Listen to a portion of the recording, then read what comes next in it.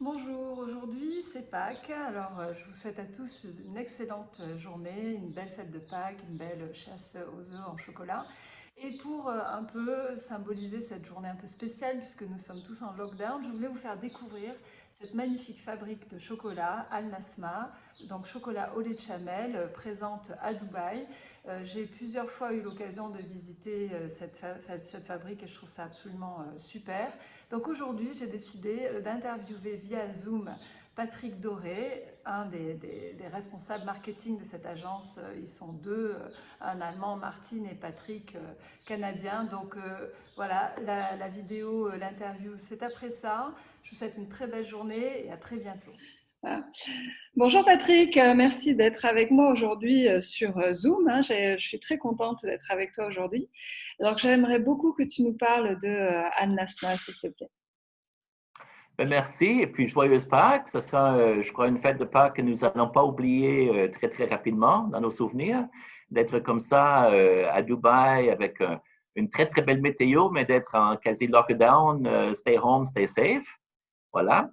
Donc, eh bien, moi, je suis chez Al Nasma. Nous faisons les chocolats à base de lait de chamel que nous commercialisons depuis 10 ans, 10-12 ans ici. Et pour nous, effectivement, c'est une saison de Pâques un petit peu particulière, puisque Pâques, comme tu le sauras, c'est la saison chocolat. Bien sûr, je suis avec toi aujourd'hui. Alors aujourd'hui, ben, nous fêtons Pâques d'une façon différente, mais on espère que les ciels vont se clairer et que les gens vont repartir, recommencer à voyager, et puis que le business va reprendre. Bien sûr. Alors bon, tu dis que ça fait 10-12 ans que tu fais ça.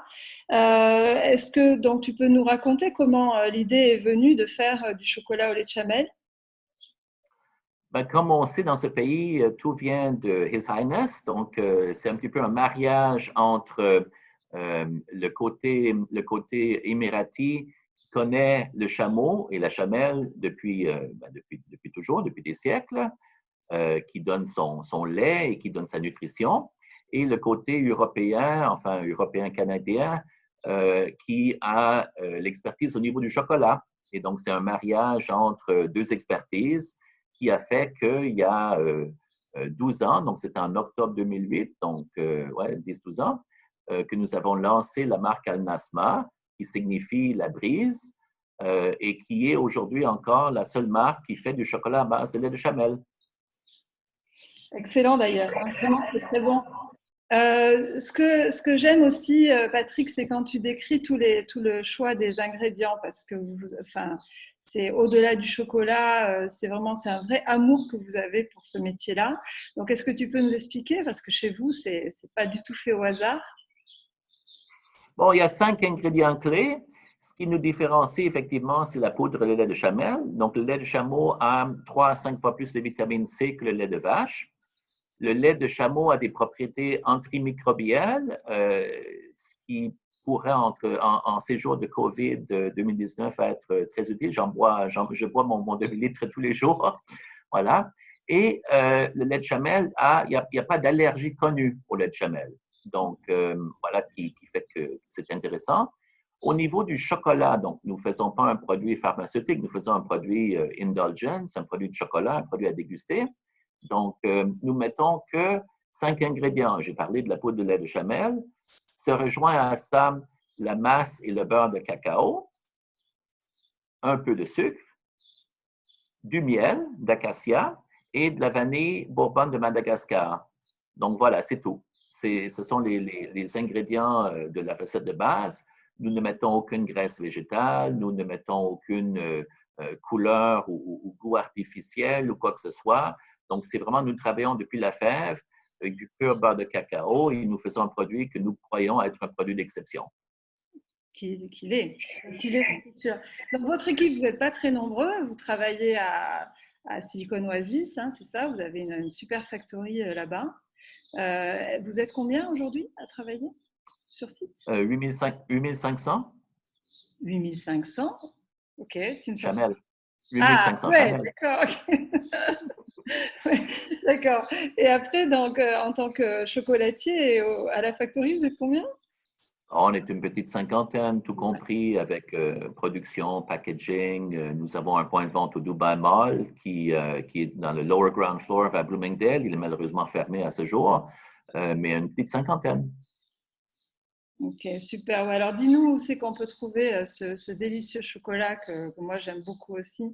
Et montre-nous un peu à quoi ça ressemble. C'est vrai qu'ici, nous, dans nos quartiers de Jumeirah, on peut le trouver à Umsukeim, au Spinez Umsukeim. Mais vas-y, parle-nous un peu de ta gamme. Montre-nous ce que vous avez.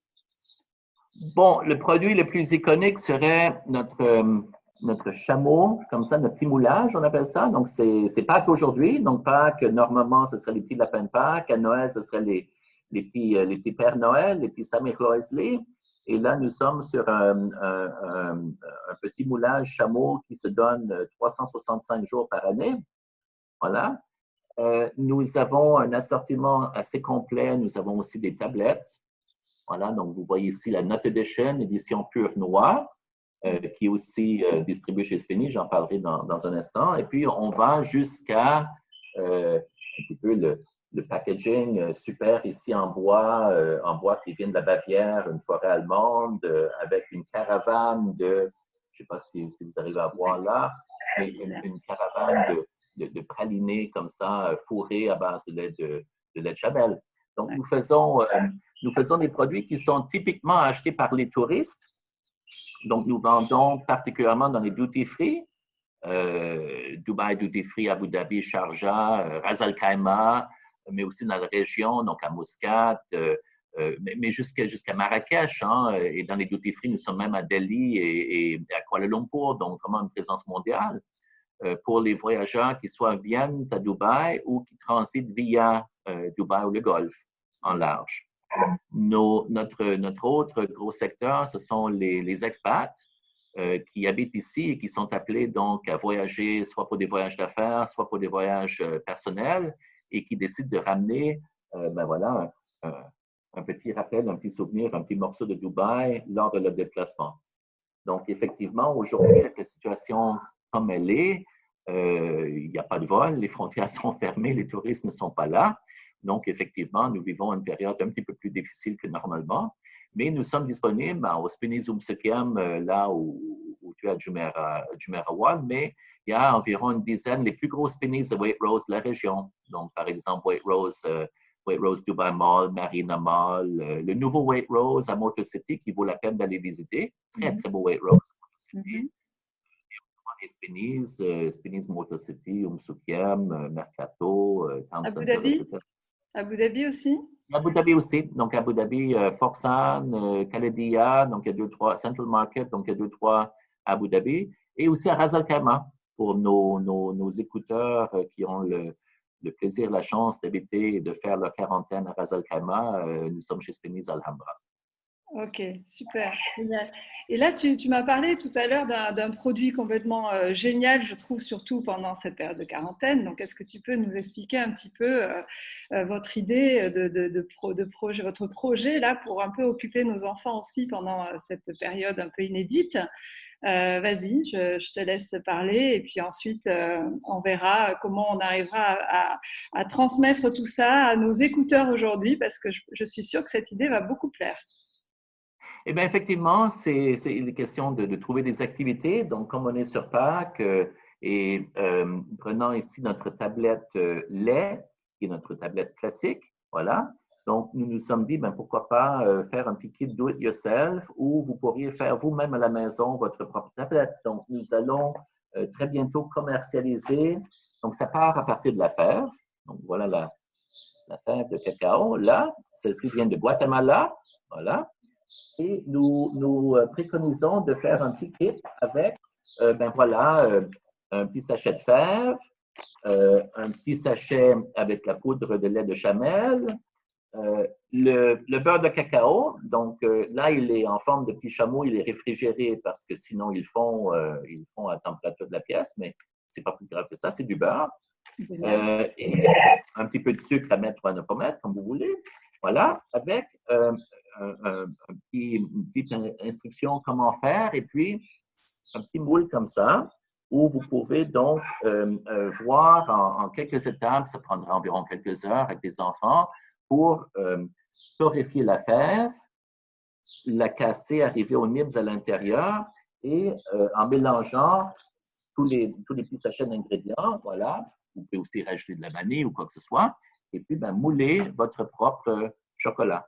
Voilà, donc nous travaillons sur ça et dès que j'aurai plus d'informations, je reviens à toi, Nathalie, pour te dire où et comment vos écouteurs puissent trouver cela. Il faudrait nous faire un tuto, tu vois, une petite vidéo comme ça, une petite vidéo sur Zoom, une petite démonstration. C'est vrai qu'on apprend aussi à se servir de Zoom tous les jours ces temps-ci. Écoute, vraiment, Patrick, je voulais te remercier d'avoir pris le temps de nous faire cette interview parce que je trouve que visiter Al Nasma, c'est un beau moment quand on est aux Émirats de découvrir cette initiative et puis de goûter ce chocolat qui est vraiment, vraiment de qualité. Est-ce que les expatriés qui habitent à Dubaï pourraient venir comme ça un peu au hasard? Est-ce qu'ils pourraient venir visiter la factory comme ça sans trop vous déranger? Mais est-ce que de temps en temps, les walk-ins sont autorisés?